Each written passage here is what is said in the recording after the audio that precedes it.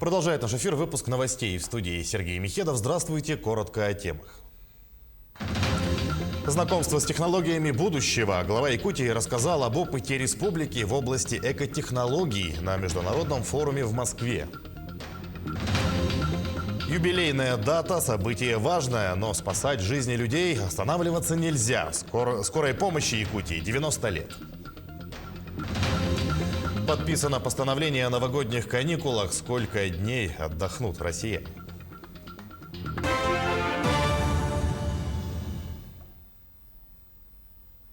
Глава Якутии рассказал об опыте республики в области экотехнологий на международном форуме в Москве. Мероприятие проводят в гибридном формате на площадках технопарка Сколково и онлайн. Главная тема – знакомство с технологиями будущего. На одном из первых круглых столов опыт Якутии в области разработки экотехнологий представил Айсен Николаев. Он подчеркнул, что наша республика, как самый большой по площади регион, очень заинтересована во внедрении современных подходов к экологичной переработке твердых бытовых отходов. Он также отметил, что для развития экологичного производства и экономики замкнутого цикла необходимо активно привлекать научное сообщество и компании, которые работают в области биотехнологий. Айсен Николаев коснулся вопроса создания карбоновых полигонов в регионе. Между тем, Якутия попала в пятерку претендентов первой национальной премии в области креативных индустрий Russian Creative Awards. На участие было подано свыше 3000 заявок из 72 регионов России. Члены экспертного совета определили топ-5 претендентов на победу в 10 кросс-индустриальных номинациях, говорится в сообщении организаторов. Якутия претендует на звание «Креативный регион» наряду с Москвой, Ульяновской областью, Нижним Новгородом и Ханты-Мансийским автономным округом. В текущем году независимая национальная премия в области креативных индустрий Russian Creative Awards проводится впервые. Дополнительное финансирование из федерального бюджета получат регионы на строительство и ремонт дорог до конца года. Якутии выделят 300 миллионов. Это позволит охватить больше автомобильных дорог регионального и межмуниципального значения и провести ремонт улично-дорожной сети городских агломераций. Всего дополнительное финансирование получат 23 региона. Соответствующее распоряжение подписал премьер Михаил Мишустин.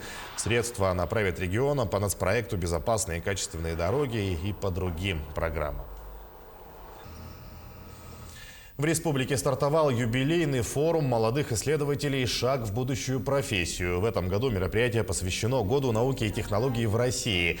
Оно ориентировано на развитие студентов профессиональных образовательных учреждений. Традиционно форум проведут в 3 этапа и завершится он 12 декабря. Мероприятия проводят в онлайн-формате с применением дистанционных технологий. 15 лет назад начался этот форум «Шаг в будущую профессию».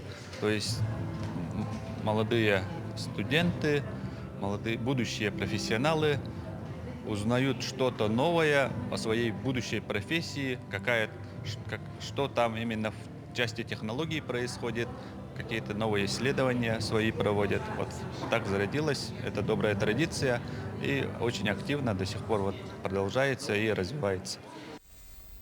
Скорой помощи Якутии 90 лет. Юбилейная дата для всех сотрудников станции – важное событие. Хоть сам день основания был в феврале, но из-за ковид-ограничений празднование тогда не состоялось. Тем не менее, мероприятий в рамках 90-летия проводят немало. Это и обучающие семинары для районных отделений, ведь сейчас медицина переходит на автоматизированную систему управления, в том числе на единый номер 112. Кроме того, ежегодно пополняют и модернизируют материально-техническую базу станций. Также в эту пятницу врачей скорой помощи будут чествовать в торжественной обстановке. На сегодняшний день наше учреждение состоит из 25 круглосуточных бригад скорой медицинской помощи. Общее количество людей, которые работают на сегодняшний день, это 570 человек. Это врачи, фельдшера, медсестры, санитары, водители скорой помощи. Нужно сказать, что ежегодно распоряжением правительства Российской Федерации выделяется около 5000 машин скорой помощи, из которых, конечно же, к нам тоже приезжают эти машины. Например, в этом году было выделено 18 машин скорой помощи, которые были полностью оснащены всеми медицинскими оборудованиями. Далее к эпидобстановке. 240 человек заразились коронавирусом в Якутии за минувшие сутки. 50 из них дети. В отделениях реанимации уменьшилось количество тяжелых больных. Врачи борются за жизни 16 крайне тяжелых пациентов. Наиболее напряженная обстановка остается в Мирнинском, Нерингринском, Алданском, Алекминском и Нюрбинском районах. В Якутске ковидом за сутки заболели 90 человек, в Мирнинском районе 26, в Нерингринском 25, в Алданском 21, в Алекминском 20, 11 заболевших в Нюрбинском районе, 10 в Мигино-Кангаласском, 9 в Сумтарском, 8 в Амгинском, 7 в Хангаласском. Первым компонентом в республике привито 492 709 человек. Это составляет 68,7% взрослого населения. Уважаемые жители Республики Саха-Якутия, многие из вас прививались в начале января и, соответственно, по май месяц. В связи с этим для этих граждан уже наступил период ревакцинации. В связи с чем в целях создания коллективного иммунитета приглашаем вас на ревакцинацию в наши учреждения здравоохранения. Также можете вызвать бригаду для того, чтобы медицинская бригада поставила соответствующую прививку.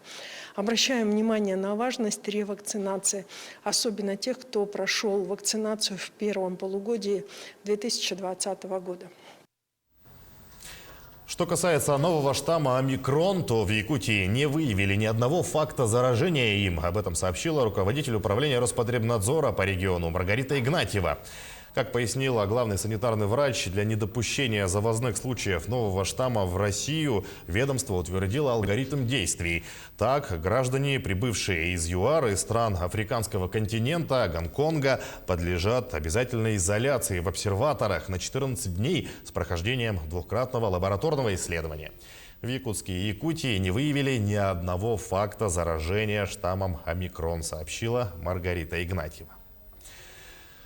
Кроме того, 11 человек привлекли к ответственности в республике за распространение недостоверной информации о вакцинации и действии системы QR-кодов. Отмечается, что фейковая информация касается недостоверных сведений по поводу негативных последствий на здоровье человека после получения вакцины с призывом населения к массовым нарушениям общественного порядка. 11 фактов распространения фейков доведены до административной ответственности. Сумма штрафов 210 тысяч рублей.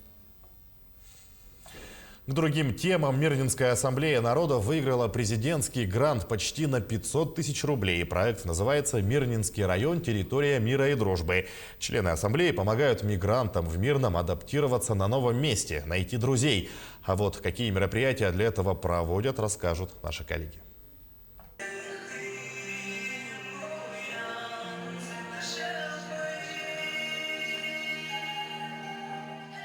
Песня на бурятском языке о маме завораживает, смысл понятен и без перевода. Эркин Карыбеков внимательно наблюдает за певицей, чувствует что-то родное. Молодой парень приехал в Мирный пару лет назад с сестрой и братом на заработки. Я сам учился в русскоязычной школе, и когда вот только приехал сюда, у меня не было никаких трудностей в связи с тем, что, не знаю, быстро слился с коллективом везде. Тоже гостеприимные, как и все мы. То есть, ну, как говорится, нет плохой нации, есть плохие люди, да, во всех нациях есть люди, которые иногда портят все, иногда есть, которые люди поднимают, которые, да. На таком мероприятии каждый представитель своей общины может познакомиться с людьми другой национальности, подружиться, узнать о другой культуре с помощью песен, танцев и игре на музыкальных инструментах. Важно, чтобы приезжие люди не чувствовали себя чужими и могли найти общий язык с представителями разных наций. Ведь в Мирнинском районе проживает более 30 разных народностей.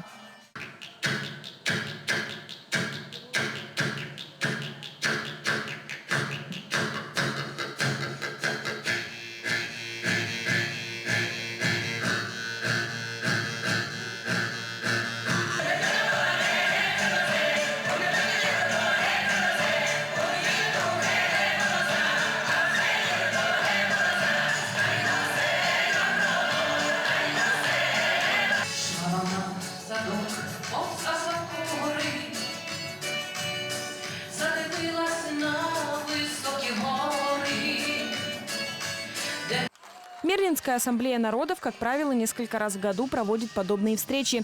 2021 – исключение. Из-за пандемии в этот раз собраться лицом к лицу не по зуму удалось первый раз. Все-таки повод особенный.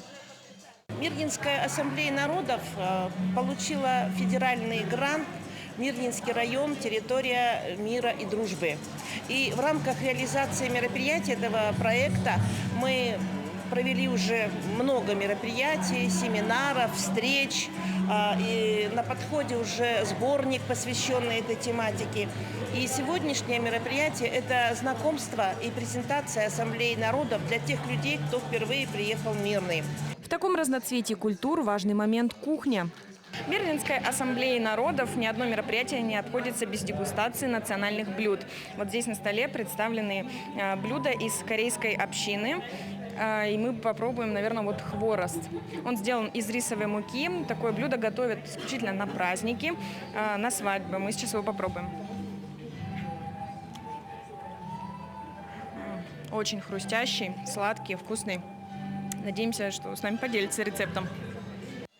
Национальные блюда заняли 6 столов. Здесь и русские пироги, и бурятские бузы, и 40-летний татаро-башкирский коньяк. Все приготовлено руками участников. Особое внимание гостей привлек бишбармак. Его выложили на подушку из домашнего теста. Мясо варилось в бульоне больше 3 часов. Самый главный секретный ингредиент – это приготовить с любовью. У каждой хозяйки есть свои секретные ингредиенты. У каждого блюда своя история. После таких угощений и концертных номеров в теплой атмосфере представители разных национальных общин невольно становятся друзьями. По крайней мере, наш герой Эркин пообещал, в Мирнинской ассамблее на мероприятие пришел не в последний раз. Анна Брянская, Роман Ларин, телеканал «Алмазный край». Идем далее. В Национальном республиканском центре медицины открыли мемориальную доску памяти и почитания Егорову Борису Афанасьевичу. Доску открыли сын Алексей Егоров и Вячеслав Александров, экс-министр здравоохранения. Борис Егоров разработал основополагающие принципы развития здравоохранения Якутии.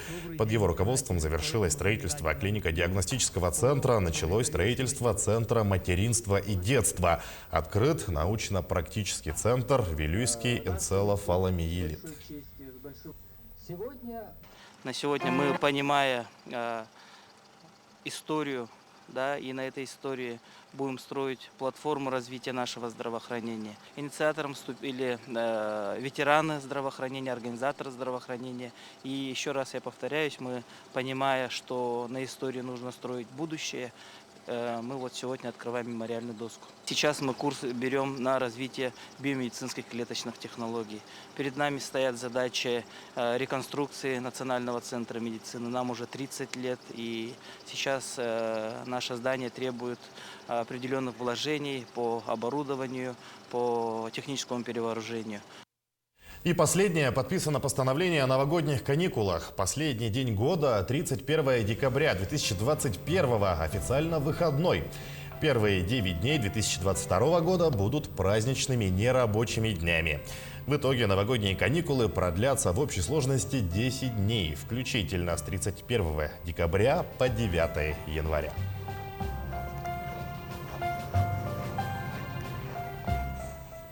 К этому часу это все новости. Оставайтесь с нами.